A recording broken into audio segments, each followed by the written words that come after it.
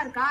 பதட்டப்படாதீங்க, நான் சொல்றதை கேளுங்க. ஒருத்தர் உங்க மேல ஒரு சிவில் வழக்கு தாக்கல் செய்ய போறாரு நீங்க நினைச்சீங்கன்னா அப்ப நீங்க பண்ண வேண்டிய ஒரு விஷயம் என்னன்னா செக்ஷன் 148 CPC 1908 படி கேவியட் பெட்டிஷன், அதாவது முன்னெச்சரிக்கை மனு நீங்க தாக்கல் செய்யணும். இந்த கேவியட் பெட்டிஷன், அதாவது முன்னெச்சரிக்கை மனு நீங்க தாக்கல் செய்யறது மூலியமா அந்த குறிப்பிட்ட நபர் உங்க மேல ஒரு சிவில் வழக்கு தாக்கல் செய்யறாருல, அந்த கேஸ்ல நீதிமன்றம் உங்களோட தரப்பு வாதத்தை கேட்காம அல்லது உங்களுக்கு ஒரு தகவல் கொடுக்காம எந்த தீர்ப்புமே அந்த கேஸ்ல தராது.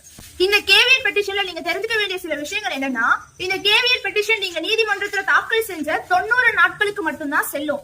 அடுத்து குறிப்பிட்ட நபர் நான் சொல்றேன்ல, அதாவது உங்க மேல யார் கேஸ் ஃபைல் பண்ணுவாங்கன்னு நீங்க நினைக்கிறீங்களோ அவங்க மேல மட்டும்தான் இந்த கேவியட் பெட்டிஷன் நீங்க போட முடியும். அவங்களுக்கு அது ஒரு நோட்டீஸா போஸ்ட்ல போயிடும். அடுத்து நீங்க தெரிஞ்சுக்க வேண்டியது, அந்த குறிப்பிட்ட நபர் எந்தெந்த நீதிமன்றத்துல உங்க மேல தாக்கல் செய்ய போறாருன்னு நீங்க நினைக்கிறீங்களோ அந்தந்த நீதிமன்றத்துல நீங்க இந்த கேவியட் மனுவை தாக்கல் செஞ்சுக்கலாம்.